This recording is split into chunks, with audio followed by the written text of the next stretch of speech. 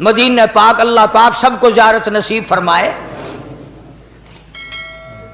مدینے میں ایک مائی رہتی ہے، اماں اس مائی کی اس لڑکی کی مکے پاک میں ہے، فتح مکہ سے پہلے کا واقعہ ہے۔ وہ ماں جو آئی،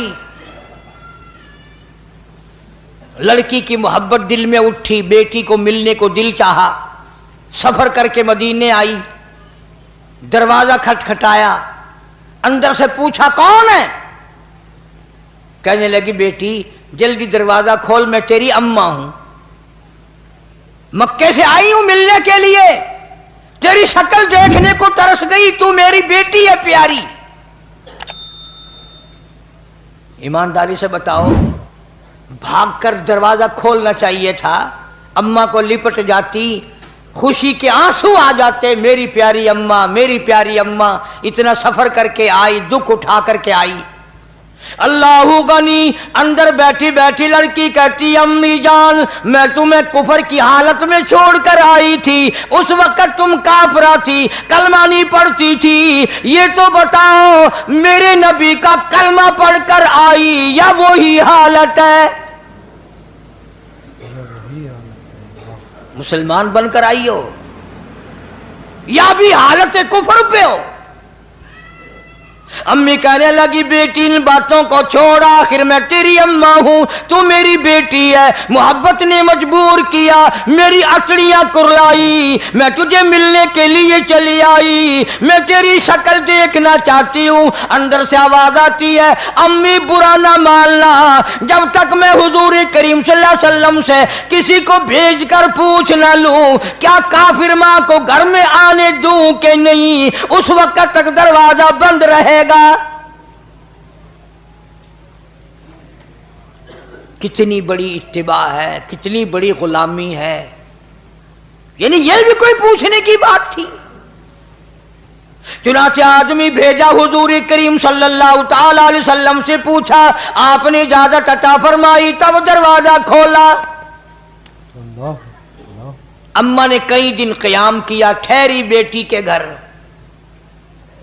مکے جانے کا ارادہ کرنے لگی تو غریب تھی ماں، بیٹی کا ذرا حال اچھا تھا، کہنے لگی میں تیری اماں ہوں، غریب ہوں، میری کچھ امداد کر، میری ساتھ کچھ سلوک کر، کوئی خدمت کر میری، میں تیری اماں ہوں، غریب ہوں۔ اب آپ لوگ اندازہ لگا لیں، سمجھدار بیٹھے ہو، جب ماں کے بارے میں ایک دفعہ اجازت لے لی حضور صلی اللہ علیہ وسلم سے، اب بار بار تنگ کرنا پوچھنا یہ بھی کوئی بات تھی؟ اجازت مل گئی، پھر کھلاؤ بھی، پلاؤ بھی، کپڑے بھی پہناؤ، خدمت بھی کرو۔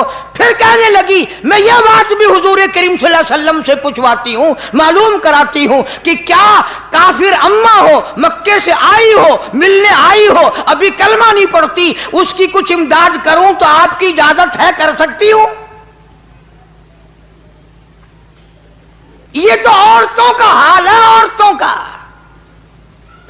آج کل تو قرآن سے، حدیث سے، نماز سے، سارے کاموں سے عورتوں کی چھٹی ہے، کیوں؟ جنت ان پہ واجب ہو گئی ہے، جنت ان کے باپ دادا کی ہے، پرواہ نہیں کرتی، نہ نماز کی پرواہ، نہ قرآن کی تلاوت کی پرواہ، نہ محمد عربی صلی اللہ علیہ وسلم کی سنت کی تابعداری کی پرواہ، نہ دوزخ کے انگاروں سے ڈرنا۔ اسی لیے فرمایا قرآن کریم نے قل متاع الدنیا قلیل، دنیا بہت تھوڑے دنوں کا سودا ہے، والآخرۃ خیر لمن اتقى ولا تظلمون فتیلا،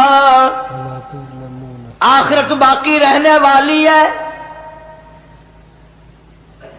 اس جماعت کے کیا کیا آپ کو میں نمونے بتاؤں، قیامت قائم ہو سکتی ہے، صحابہ کرام کے واقعات ختم نہیں ہو سکتے۔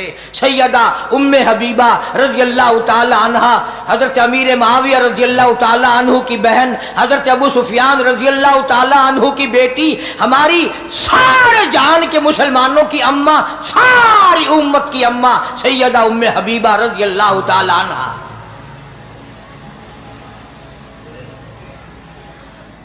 اور ایک اور بات بتاؤں، جس مائی کا میں ذکر خیر کرنے لگا ہوں، آپ صلی اللہ علیہ وسلم کے 11 نکاح ہوئے، آپ کی 11 شادیاں ہوئیں، سب سے زیادہ حق مہر اس ام حبیبہ کا مقرر ہوا 1000 دینار۔ سبحان اللہ، سبحان سرکار مدینہ صلی اللہ علیہ وسلم کی گھر والی ہے، ہم سب کی اماں ہے۔ مدینہ پاک میں ہے ابو سفیان رضی اللہ تعالیٰ عنہ، جو اس وقت مسلمان نہیں تھا، بیٹی مسلمان بن گئی، حضور کے گھر میں پہنچ گئی۔ ابو سفیان کا دل چاہا کہ بیٹی سے مل کے آؤں مدینے میں، اجازت لے کر، جیسے آج کل ویزے ہیں ہمارے یہاں، اجازت لے کر مدینہ پاک میں آیا۔ اللہ سب کو زیارت نصیب فرمائے۔ اگر اگلی دعا میں کر دوں گا تو شاید تمہیں بری لگے کہ جا مدینے جائے شالا مڑ کے نہ آئے، وہیں مر جائے۔ اللہ، سبحان اللہ، یہ دعا تو مانگا کرو ہر وقت، اللہ مدینے کا دفن عطا فرمائے۔ وہ تو ایک ہی اللہ والا تھا جو ہر نماز کے بعد یہ دعا کرتا تھا، اللہم ارزقنا شہادۃ فی سبیلک۔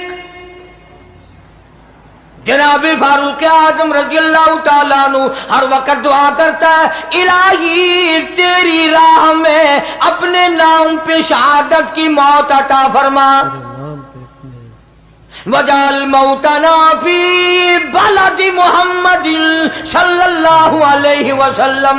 اور میرے اللہ آقا کے شہر کا دفن عطا فرما، مدینے کا دفن عطا فرما۔ مدینے کا دفن عطا فرما۔ اللہ، ابو سفیان رضی اللہ تعالیٰ عنہ جو اس وقت مسلمان نہیں تھے، بیٹی سے ملنے آئے، دروازہ کھٹکھٹایا، پوچھا کون ہے؟ ام حبیبہ میں تیرا ابا ہوں، ابو سفیان ہوں، مکے سے آیا ہوں۔ دروازہ کھول دیا۔ یہ بوری اور پشن کی جو ٹاٹ بنتی ہے، اس ٹاٹ کا حضور کریم صلی اللہ علیہ وسلم کا بستر مبارک ہے۔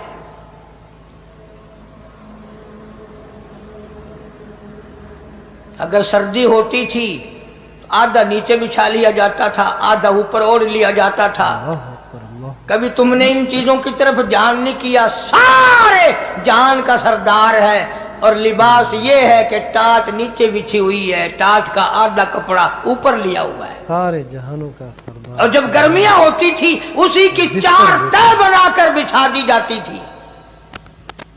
تو وہ بستر مبارک جو تھا آپ صلی اللہ علیہ وسلم کا، وہ بچھا ہوا تھا۔ ابو سفیان اس کے اوپر بیٹھنے لگ گیا، بالکل یوں ان قریب تھا کہ بیٹھ جائے۔ سیدہ ام حبیبہ رضی اللہ تعالیٰ عنہ نے دور سے شور مچا دیا، ہاں ہاں ہاں ہاں، نہیں نہیں نہیں نہیں، نہ۔ ابو سفیان رک گیا، انہوں نے کہا کیا ہے؟ نہ بیٹھنا ابا جی۔ کہ بہت اچھا۔ آئی اور وہ ٹاٹ کا بنا ہوا بستر اٹھایا اور طے کر کے ایک طرف رکھ دیا۔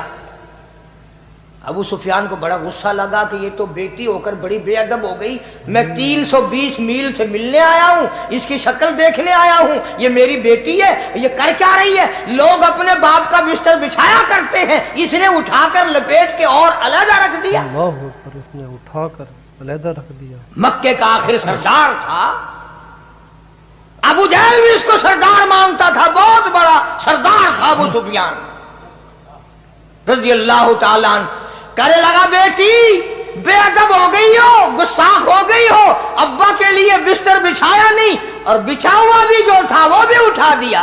اللہ، سبحان اللہ، کیا بات ارشاد فرمائی سیدہ ام حبیبہ رضی اللہ تعالیٰ عنہا نے۔ فرمانے لگی ابا میرے ابا ہیں، میں اپنا دوپٹہ بچھا سکتی ہوں، اپنا کپڑا بچھا سکتی ہوں، اپنا میں سب کچھ اپنا میرے باپ ہے قربان کر سکتی ہوں، بے ادب نہیں، بلکہ میں نے اس گھر میں آ کر ادب سیکھ لیا، اور وہ یہ بستر نبی پاک کا ہے، ابا کافر مشرک پلیت ہے، میں نبی पाक के बिस्तर पे मुशरिक बाप को हरगिज ना बैठने दूंगी। को हरगिज ना बैठने दूंगी। अल्लाह अल्लाह। बिस्तर नबी पाक सल्लल्लाहु अलैहि वसल्लम का है, जहां जिब्रील आता है। मैं मुशरिक बाप के नीचे क्यों बिछाऊं? मैंने तो अदब सीखा इसी घर में आकर। इसलिए ये चीजें अर्ज कर रहा हूं कि दिमाग में बिठाओ, गुलामी करते करते दम निकल जाए फिर तो है कामयाबी, वरना वो मार पड़ेगी जो झल्ली नहीं जाएगी। अल्लाह अल्लाह। याद रखो, कब्र का अंधेरा से लेकर तबाही तबाही है। तबाही तबाही। कुरान करीम में है, जहन्नुम में लोग हजारों साल कर गुजार देंगे पानी पानी पानी पानी करते करते। फरमाया वस्तगीसु युगासु बिमाइन कलमुहल यशबिल वुजूह। पानी पानी पानी लोग हजारों साल करेंगे, आवाज आएगी ऐसा गर्मा गर्म खौलता हुआ पानी पिलाओ जिसको पीने से अतड़ियां मुंह के बल बाहर आ जाएगी। अल्लाह अल्लाह। अर्ज करने का मेरा मकसद किसी से लड़ाई नहीं, किसी से झगड़ा नहीं। चाहता ये हूं कि मुझे भी तौफीक हो जाए और आप लोगों को भी नसीब हो जाए कि मोहम्मद अरबी सल्लल्लाहु अलैहि वसल्लम की इत्तिबा करते करते मौत आ जाए। बल्कि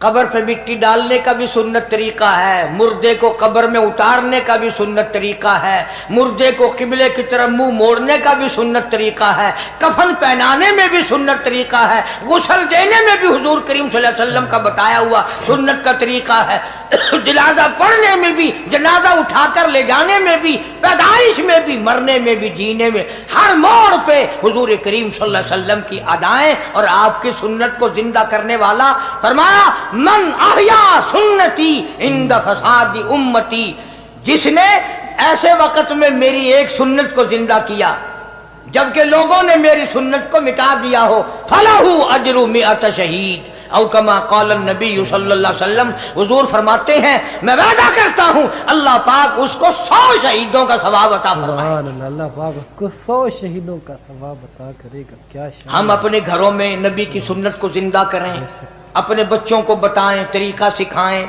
अपने घर के माहौल में।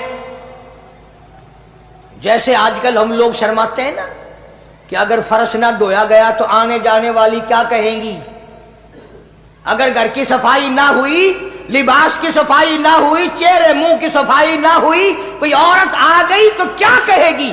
बस यूं सोच लिया करो क़यामत के दिन जब शफाअत के लिए आका के दरबार में जाएंगे, ये गुनाह लेकर जाएंगे तो हुजूर हमें क्या फरमाएंगे। हुजूर हमें क्या फरमाएंगे। अल्लाह पाक मुझे और आपको अमल की तौफीक अता फरमाए।